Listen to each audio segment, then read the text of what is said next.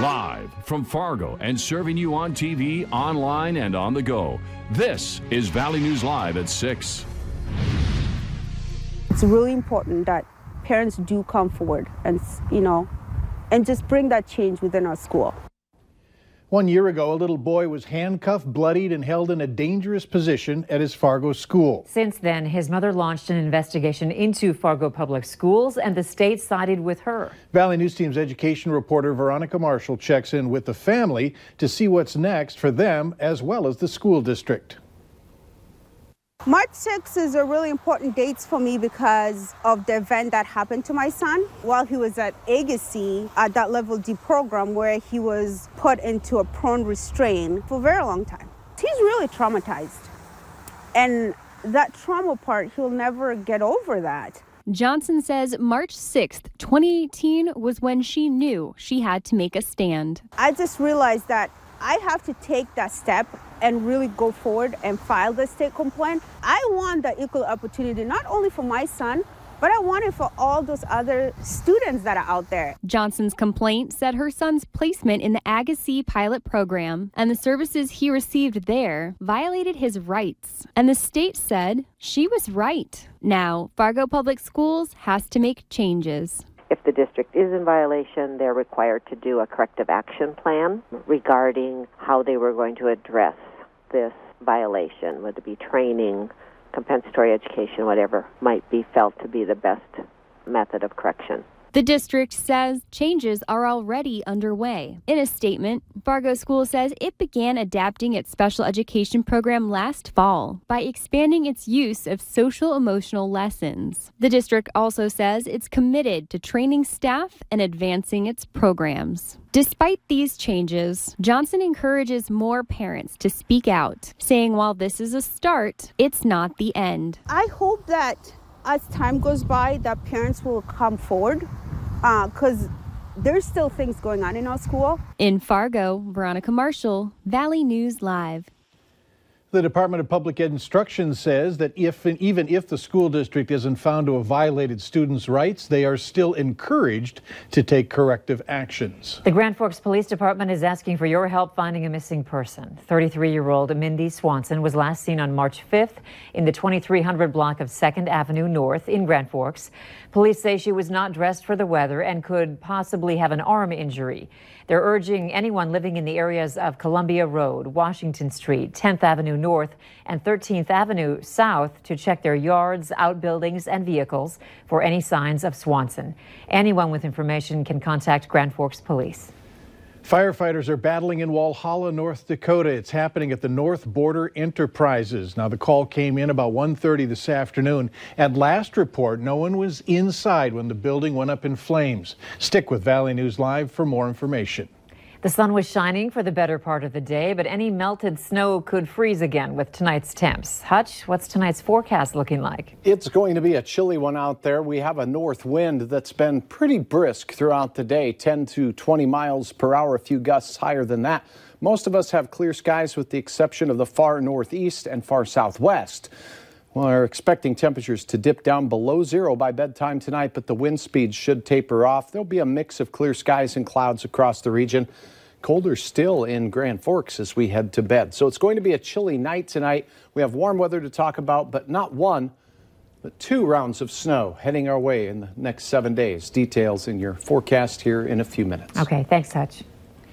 A Fargo man is facing second-degree felony assault charges after police say he stabbed another man 3 times in the lower back and arm. The call came in at 22nd Avenue South around 8:45 Monday night, surrounding a man who had been stabbed. And when officers arrived, the victim said 27-year-old Nicholas Herner had stabbed him after a verbal argument in the driveway. The victim also told police he punched Herner in the face, and Herner then stabbed him 3 times before fleeing the scene. A Park Rapids man is facing charges of burglary, theft, trespassing, damage to property, and drug possession after Moorhead residents found him lying on their couch. It happened on February 10th when 28-year-old Chase Holan was found in a Moorhead apartment at 3480 18th Street South. The residents told police they heard noises in their living room around 2 that morning and then found Holan on the couch. According to court documents, Holan ate some food in the kitchen and drank alcohol and milk in the living room. Officials say the door to the apartment was unlocked when he entered. Xcel Energy is warning Grand Forks customers of a scammer claiming to be with Xcel, asking customers for money over the phone.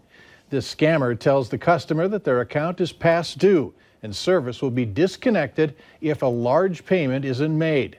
Customers are then instructed to purchase a prepaid debit or credit card, telling the customer to call back to make the payment. Xcel Energy says that they will never ask a customer with a past due account to purchase a prepaid card, a debit card or credit card. They also say a customer will be contacted by mail first if their bills are overdue. After a second controversial comment from Minnesota's State Representative Ilhan Omar, the U.S. House is planning to vote on a resolution condemning anti-Semitism. The freshman member of Congress earlier this year apologized after attributing support for Israel to political donations. Last week, Omar inferred that pro-Israel lobbyists are pushing for allegiance to a foreign country. Many denounced that language as mirroring anti-Semitic stereotypes of dual loyalty. Minnesota's Democratic Governor Tim Walz told KFGO News today that Omar's remarks on Israel are unacceptable. Omar's defenders point out there's been an absence of House votes condemning anti-Muslim hate or anti-Semitism from right-wing groups. A vote on the resolution was supposed to take place today, but now there is no firm date set. Legislators are working with tribes in North Dakota to help underfunded Indian health service providers in an effort to cut down Medicaid costs. House Bill 1194 will help the state save about $7.4 million over the next 2 years if the tribes are able to enter into care coordination agreements with local hospitals. The money that's saved would be split 50-50 between the state and a separate health-related fund for tribes to use. The Indian Affairs Commission says that the current tribe health facilities are underfunded, limiting their ability to treat. So when we talk about our IHS system and the facility, they've been roughly funded 45% of the actual need. And so when you're underfunded that much, you cannot provide specialty care. With the potential for millions of extra dollars for issues like diabetes and addiction, tribes are supporting the bill. The oldest and longest running agriculture show in North Dakota is now underway. This is the 82nd year for the Winter Show in Valley City. From food to exhibits, livestock to live entertainment, the Winter Show aims to provide something for all ages.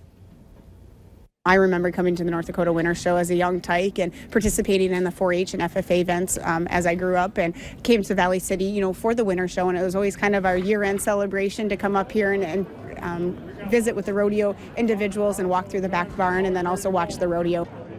Right now, the classic steer and market hog auction is underway. At 6:30 tonight, the Cowboy Mounted Shooting Competition begins. The Winter Show runs through Sunday. For a complete schedule of events, we have a link on our website, valleynewslive.com. Just click on this story.